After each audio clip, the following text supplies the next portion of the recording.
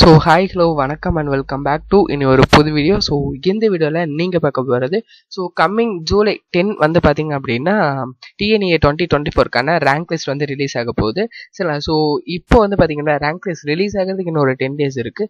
And rank list release ஆனதுக்கு அப்புறம் அந்த குறைபாடுகளை நீக்கிறதுக்கு உங்களுக்கு வந்து ஒரு 10 days வந்து இருக்குது. சரிங்களா?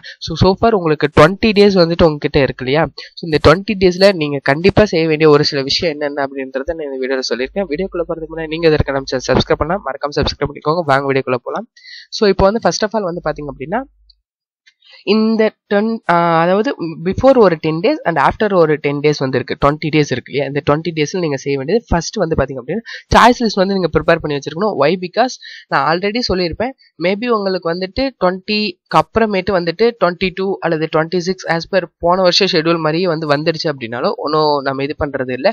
ஸோ ஏன் அப்படின்னா சாய்ஸ் லிஸ்ட் நீங்க முன்னாடி வந்து ப்ரிப்பேர் பண்ணி வச்சிருக்கணும். எல்லாருமே அதுதான். ஸோ ஜென்ரல் அகாடமிக்கா இருந்தாலும் சரி, ஒகேஷனலா இருந்தாலும் சரி, ஆர்எல்ஸ் மற்றவங்களா இருந்தாலுமே சரி, பிகாஸ் 7.5 ரிசர்வேஷன் கண்டிப்பா ஸ்பெஷல் ரிசர்வேஷன் இருக்காங்க இல்லையா, அவங்களுக்குலாம் வந்துட்டு ஒரு நாள் தான் சாய்ஸ் ஃபில்லிங்.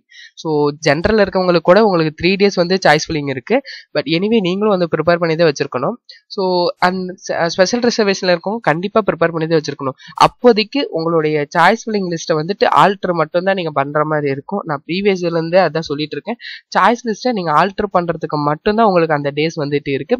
ஆல்டர் பண்ணி அதில் நீங்க அப்லோட் பண்ணணும், அவ்வளவுதான். சரிங்களா? ஸோ இப்போ எக்ஸாம்பிளுக்கு ஒரு 167 கட் ஆஃப் இருக்கு அப்படின்னா உங்களுக்கு, ஸோ இப்போ உங்களுடைய கம்யூனிட்டிக்கு நீங்க என்ன காலேஜஸ் இது பண்றீங்களோ அதுக்கான இதெல்லாம் வந்துட்டு ப்ரீவியஸ் இயர் கட் ஆஃப் எல்லாமே வந்துட்டு நீங்க உங்களுக்கு பார்க்க தெரியும்னு சொல்லி நினைக்கிறேன். பார்க்க தெரியல அப்படின்னா நம்ம சேனல்ல வீடியோ அப்லோட் பண்ணியிருக்கோம், போய் பார்த்துக்கோங்க. பிளேலிஸ்ட் லிங்க் நான் கீழே தரேன். ஸோ அதுல இருக்கு, அது மாதிரி இது பண்ணிங்க. ஸோ அந்த இதை பார்த்துட்டு காலேஜஸ் எல்லாம் எடுத்து வச்சிருங்க. ஸோ உங்களுக்கு நீங்கள் சாய்ஸ் லிஸ்ட் எப்படி ப்ரிப்பேர் பண்ணணும், சாய்ஸ் ஃபில்லிங் எப்படி பண்ணணுன்ற வீடியோ நான் கொடுத்துருக்கேன். ஸோ அதையும் பார்க்கலாம், பார்த்துக்கோங்க. அதில் சொல்லியிருக்க ப்ரொசீஜர்ஸில் நீங்கள் சாய்ஸ் லிஸ்ட் வந்து கண்டிப்பாக ப்ரிப்பேர் பண்ணிக்கோங்க. சரிங்களா? So and also nearby colleges or far by colleges அப்படின்றத பார்த்துக்கோங்க. அண்ட் செகண்ட் பாயிண்ட் வந்துட்டு ஆப்ஷனல் தான். So far by colleges means அதுக்கு தேவையான ரெக்கமெண்ட் திங்ஸ் ஏதாவது வாங்குறது அப்படின்னா நீங்கள் வாங்கிக்கலாம். மேபி ஹாஸ்டல் மீன்ஸ் அதுக்கான ரெக்கமெண்ட் திங்ஸ் வாங்கணும் இல்லையா, அதை வாங்குற அப்படின்னா வாங்கிக்கலாம். So first of all choice list preparation ரொம்ப ரொம்ப இம்பார்ட்டன்ட். நீங்கள் வந்து whether it maybe college important அல்லது கோர்ஸ் இம்பார்ட்டன்ட் ஆர் எல்ஸ் நீங்கள் வந்துட்டு nearby college, far by college இதெல்லாம் நீங்கள் தான் சூஸ் பண்ணிக்கணும். சரிங்களா? ஸோ சூஸ் பண்ணி சாய்ஸ் லிஸ்ட் ப்ரிப்பேர் பண்ணிக்கோங்க. First point very very important. And third point and fourth point எல்லாமே வந்து இந்த 3 பாயிண்ட் இம்பார்ட்டன்ட். செகண்ட் பாயிண்ட் தான் ஆப்ஷனல். சரிங்களா? ஸோ தேர்ட் பாயிண்ட்டை பொறுத்த வரைக்கும் ஜெராக்ஸ் காப்பி நீங்கள் டேக் அவுட் பண்ணியிருக்கணும்.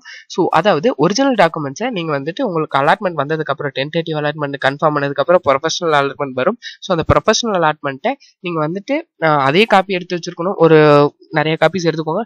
And Xerox copy remaining documents நீங்கள் வந்து ப்ரொசீட் பண்ணுவீங்க.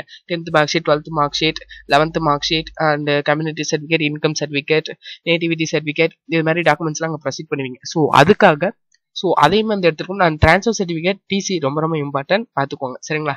ஸோ அதெல்லாமே வந்துட்டு நீங்கள் இது பண்ணணும். ஏன் சொல்கிறேன் அப்படின்னா உங்களுக்கு டாக்குமெண்ட்ஸ் கொடுத்துட்டு, அதாவது காலேஜில் வந்து நீங்கள் கொடுத்தீங்க அப்படின்னா திரும்ப உங்களுக்கு return back 1 year, 1.5 year, 2 years கூட ஆகலாம் ரிட்டர்ன் பேக் கொடுக்கறதுக்காக.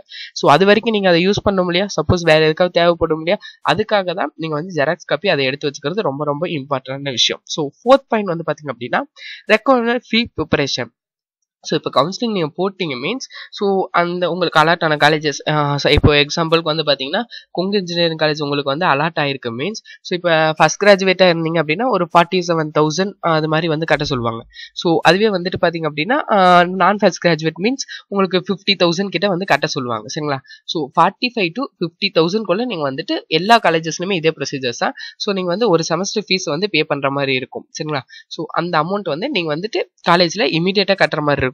நீங்க எப்போ காலேஜுக்கு போறீங்களோ அப்பைக்கு அந்த 5 daysக்குள்ள நீங்க காலேஜ் போகணும் இல்லையா, அந்த 5 daysக்குள்ள நீங்க போகும்போது இந்த அமௌண்ட்டை பே பண்ற மாதிரி இருக்கும். ஸோ அதனால வந்துட்டு இதையும் வந்து ஃபீஸ் வந்து ப்ரிப்பேர் பண்ணி வச்சுக்கோங்க. சரிங்களா? ஸோ இந்த 4 ஸ்டெப்ஸை வந்துட்டு மறந்துடாதீங்க. இந்த 4 ஸ்டெப்ல 1, 3, 4 ரொம்ப ரொம்ப இம்பார்ட்டன்ட். அதை மறந்துடாதீங்க. சரிங்களா? ஸோ இந்த வீடியோ அவ்வளவுதான். வீடியோ பார்த்ததுக்கு நன்றி. வீடியோ பிடிச்சிருந்தா like, share, subscribe. So all the best for your better future. Thank you.